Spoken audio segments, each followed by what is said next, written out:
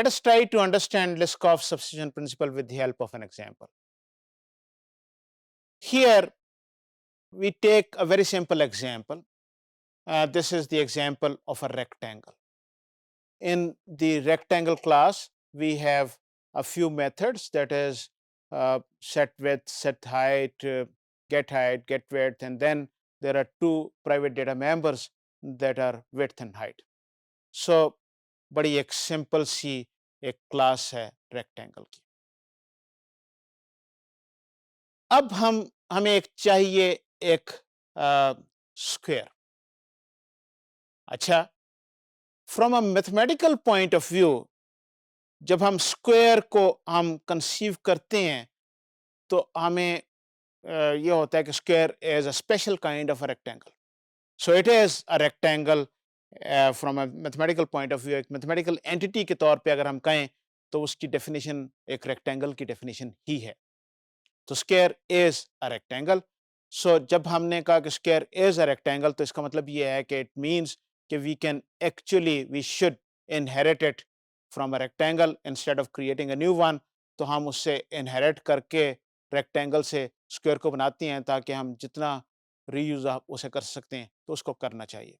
तो हमने स्क्वायर को रेक्टेंगल से इनहेरिट किया और वो हमारे पास ये इस तरह की एक अलग से क्लास आ गई. इन दिस पर्टिकुलर केस उसी तरीके से एक मेथड हमने जो ओवरराइड किया सेट विड्थ का. तो इन दिस पर्टिकुलर केस वो उसमें विड्थ आपको पास की जाती है. तो विड्थ क्योंकि स्क्वायर के केस में विड्थ और हाइट दोनों सेम होती हैं तो वो दोनों वैल्यूज को वो इक्वल सेट कर देगा. और इसी तरीके से जो हाइट का जो मेथड जो है जब उसे हाइट पास की जाएगी तो वो विड्थ भी उतनी ही सेट कर देगा. So basically that's all that you need to do here. So आपने एक स्क्वायर को इनहेरिट कर लिया आपने रेक्टेंगल से. बड़ा आसान है. सो अगर आप इसको क्लाइंट प्रोग्राम को इस्तेमाल करते हुए आप you create a square and then you pass width और हाइट तो वो एक इट बिहेव्स प्रॉपरली. अगर आप फॉर एग्जांपल आप उसका एरिया कैलकुलेट करेंगे तो वो ठीक से काम करेगा एंड दिस इज फाइन. तो बज़ाहिर देखने में इसमें कोई गड़बड़ नहीं है, बिल्कुल ये ठीक चीज़ है. अब ज़रा थोड़ा-सा इसको हम ज़रा और ज़्यादा एनालाइज़ करते हैं तो असल में this is not good. Actually there are problems. What are the problems? Let us look at this very simple client code. In this particular case, हमने एक फंक्शन g लिखा है जिसमें हम उसे एक रेक्टेंगल का रेफरेंस हम पास करते हैं और वहाँ पर हम चेक करते हैं कि ये काम ठीक से हो रहा है कि नहीं हो रहा. तो हम ये कहते हैं कि उसकी हाइट एंड विड्थ की वैल्यूज़ वो सेट की जाती हैं और साथ में हम उसको एक असर्शन से हम चेक करते हैं कि ये जो 2 मेथड्स हैं set width and set height जो है ये ठीक से हो रहा है. वो आपके जो प्राइवेट डेटा मेंबर्स हैं उनमें वैल्यूज़ ठीक से डाली जा रही हैं और ये आपको जवाब ठीक आ रहा है कि नहीं.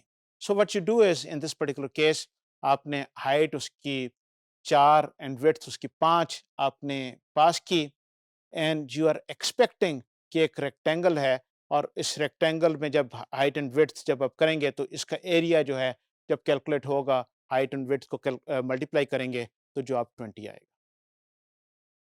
बिल्कुल ठीक बात है, कोई इसमें गड़बड़ नहीं है. थोड़ा सा प्रॉब्लम हो गया यहाँ. आपको नजर आ रहा है? जी हाँ.